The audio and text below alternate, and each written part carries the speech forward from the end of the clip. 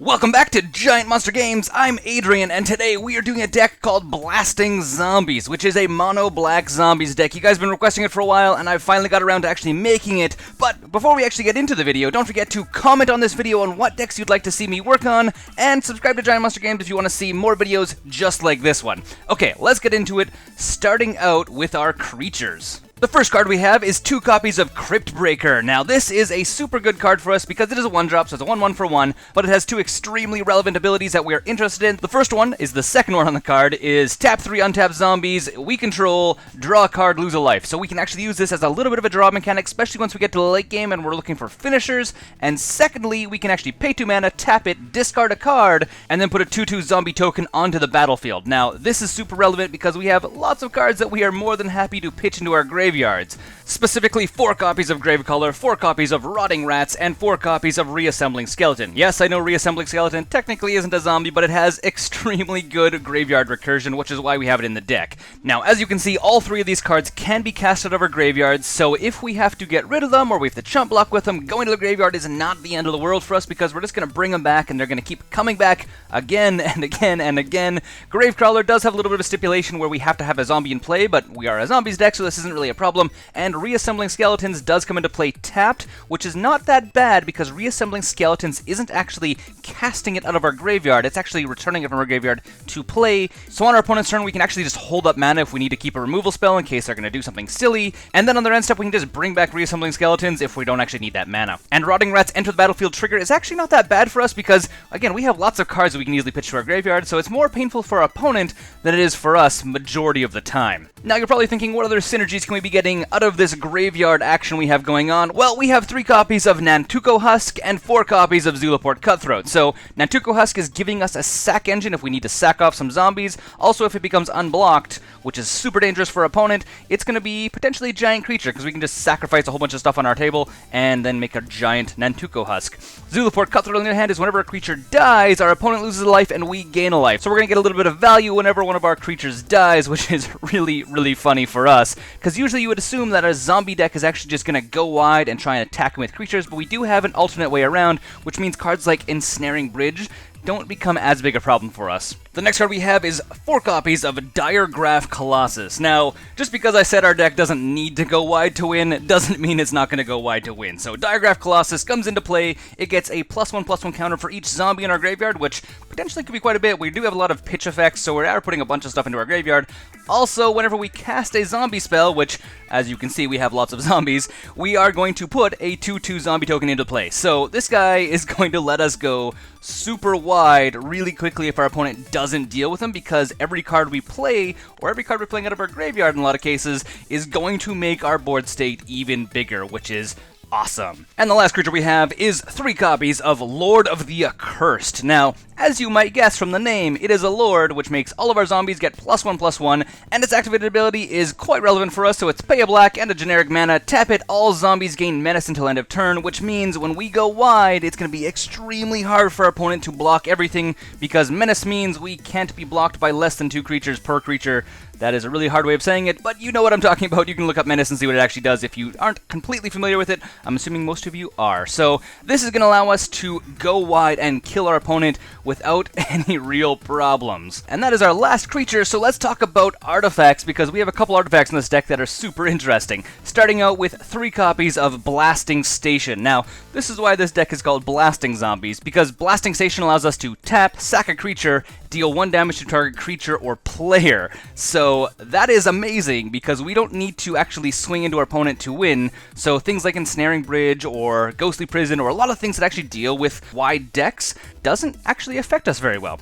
And on top of all this, it also has the ability of whenever a creature comes into play, we may untap Blasting Station. So let me be clear. Doesn't mean we have to cast a creature. It means a card can come out of our graveyard into play and it untaps. So this is why Reassembling Skeleton is actually really good in this deck, because on our opponent's turn, if it comes to their end step, we're holding up a bunch of mana, we have Blasting Station in play, and we have Reassembling Skeleton in the graveyard, we can actually just bring Reassembling Skeleton back, untapping Blasting Station, sack it, put it back in our graveyard, bring it back, untapping Blasting Station, and do it as much mana as we have. If we have like 6 mana, we can actually just do 3 damage to our opponent, or do 3 damage to creatures on our opponent's side of the table. So direct damage in black is pretty freaking rad. So this is a super synergy card. The one thing to keep note is it is actually a little bit more of a late game thing for us, so we don't necessarily want to try and rush this card out on like turn 3, because we actually want to get more synergies of getting a whole bunch of zombies in play and then use this card to actually pound our opponent's face down. And the last artifact we have is 4 copies of Smugglers Copter. Now, I am super excited to play with this card. I'm not gonna lie. In Standard, when it was banned, I was pretty sad because Smugglers Copter is absolutely fantastic. So it basically turns any of our 2/2 zombies into a 3/3 flyer that allows us to loot. Especially for our deck, looting is not a bad thing. It is okay for us to draw a card and be like, oh, I don't need a Gravecrawler right now, I can go to my graveyard and I'll just cast it out of my graveyard.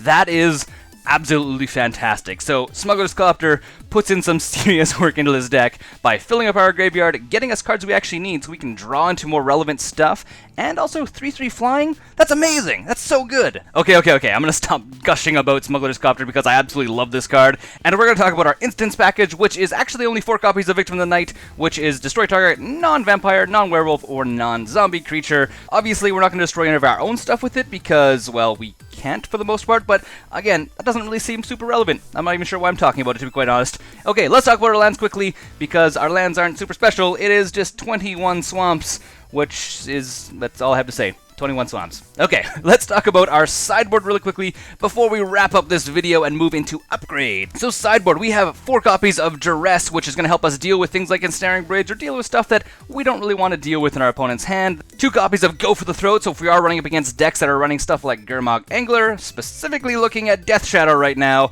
we have a way of dealing with that because Gurmag Angler is a zombie, which means Victim of the Night can't target it, so we have something to back up with that. And if we need a little bit of extra removal, say we're playing against Death Shadow, this gives us a little bit of extra removal, which is super handy for us. 1 copy of Killing Wave. This is a way of dealing with other go-wise strategies, because it allows our opponent to just kind of burn everything away, and for us, losing all of our creatures generally isn't a really bad thing, especially if we have a Zulaport Cutthroat in play. 3 copies of Reign of Tears. This is helping us deal with Tron. 1 copy of Ratchet Bomb, which is helping us deal with go-wise strategies, specifically token-based strategies, because we can just sack it first turn as we play it and get rid of a whole bunch of tokens. 2 copies of Tormod Script, getting rid of graveyards, not our graveyard, which is important to us. And lastly, 2 copies of Transgress the Mind. And this is really helping us against decks that are running a lot of really big stuff, so Eldrazi Tron.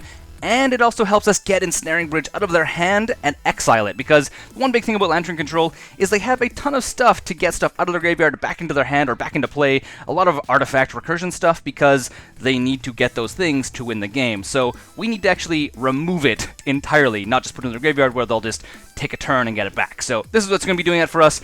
Yeah, that's it. That's the entire sideboard. Let's talk about some upgrades.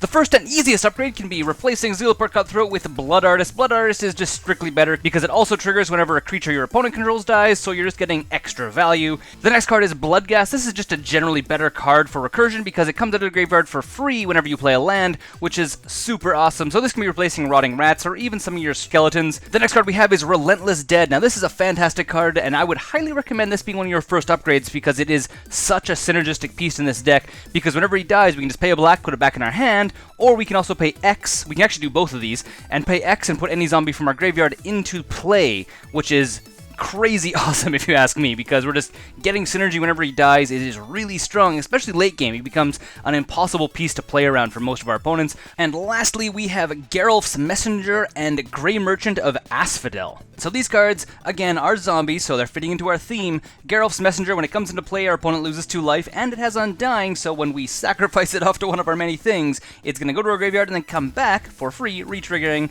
And Grave Merchant is really good because if you're putting in a bunch of these upgrades, if you've noticed, most of them have multiple black symbols in their mana cost now. So Geralf's Messenger has black, black, black, Relentless Dead and Bloodghast have black, black, so Grave Merchant comes into play, and we're basically dealing damage to our opponent, or actually our opponent's losing life equal to our devotion to black, and we're going to gain that much life. So this can be an easy late game finisher. I'd only run maybe 1 or 2 Grave Merchants in the deck actually, but they are really good if you are going to be putting in some of these upgrades, because we get a bunch of extra black mana symbols, which means our devotion is worth playing Grave Merchant for. And that's it. This has been Blasting Zombies. I hope you guys liked the video. Don't forget to subscribe to Giant Monster Games if you want to see more videos just like this, and leave a comment on what kind of decks you want to see in the future. Until next time, don't forget to game like a giant monster.